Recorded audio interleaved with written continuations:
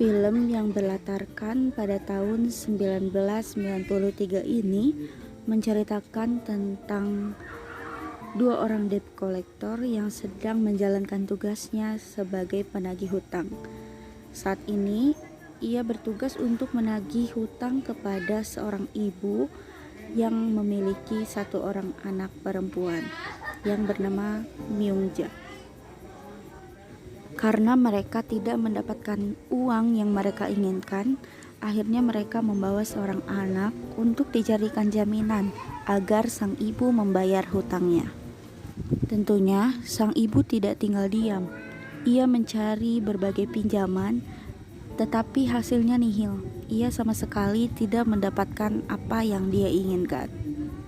Siapa sangka, ternyata ibu ini adalah seorang imigran gelap yang berasal dari negara Cina. Akhirnya, ibu ini tertangkap oleh para polisi dan akhirnya ia tinggal di penjara. Dusok dan Jungbe panik bukan main. Mau tak mau, mereka harus menjaga anak perempuan tersebut. Tak mudah untuk mereka bertiga menjadi akrab.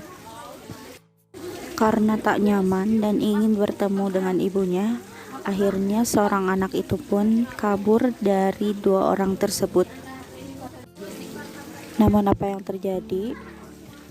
Sang anak makin hidup sengsara karena hidup sendirian. Anak ini bertekad untuk mencari sang ibu, namun pada akhirnya ditolong oleh sang penagih hutang dari seorang penjahat. Seiring berjalannya waktu, mereka menjadi akrab layaknya teman sebaya. Tak ada kecanggungan lagi di dalamnya. Namun ternyata Myung-ja memanggil pamannya untuk melunasi hutang-hutangnya dan mengambil Seung-gi. Firasat buruk menghantui Dusuk. Dia tidak yakin lelaki yang disebut pamannya Seung-gi. Benar saja ia diperlakukan layaknya seorang kacung. Pada akhirnya, ia kembali dibantu oleh sang penagih hutang untuk membawanya kepada kehidupan yang lebih baik. Ia bisa bersekolah sampai akhirnya ia bisa melanjutkan kehidupannya dengan bahagia. Setelah kehidupannya membaik, tiba-tiba ada seseorang yang menelponnya. Ternyata itu adalah keluarga dari Seung-gi yang ingin bertemu dengannya. Mereka datang pada tempat di mana sang ibu yang baru menghubunginya setelah sekian lama. Sang ibu merasa gagal karena tidak bisa menjaga anaknya dan menelantarkan anaknya itu dengan seorang penagih hutang. Seung-gi yang sudah tumbuh dewasa itu berniat untuk memberikan hadiah kepada orang yang sudah mengurusnya selama ini dengan susah payah. Sampai-sampai ia sakit.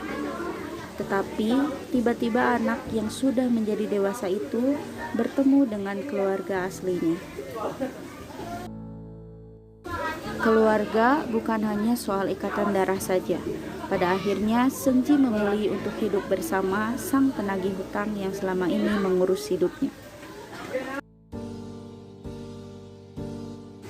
Ternyata, Dusuk mengalami kecelakaan saat ia menjemput Seung-gi. Tak ada yang mengetahui dia kemana saat kecelakaan itu.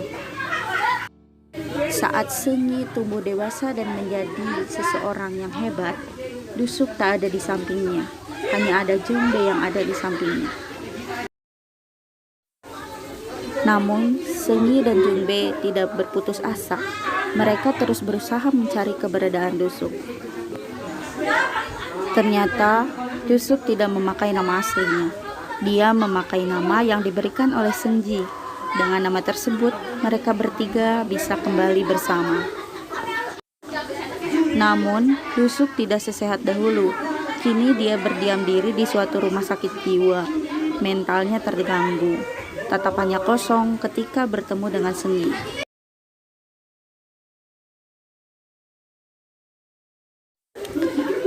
Di saat itu pula, untuk pertama kalinya Seung-gi memanggil Dusuk dengan sebutan ayah.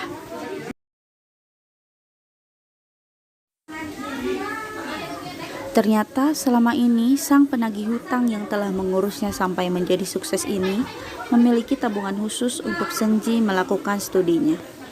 Ia sangat terharu dengan keadaan ini.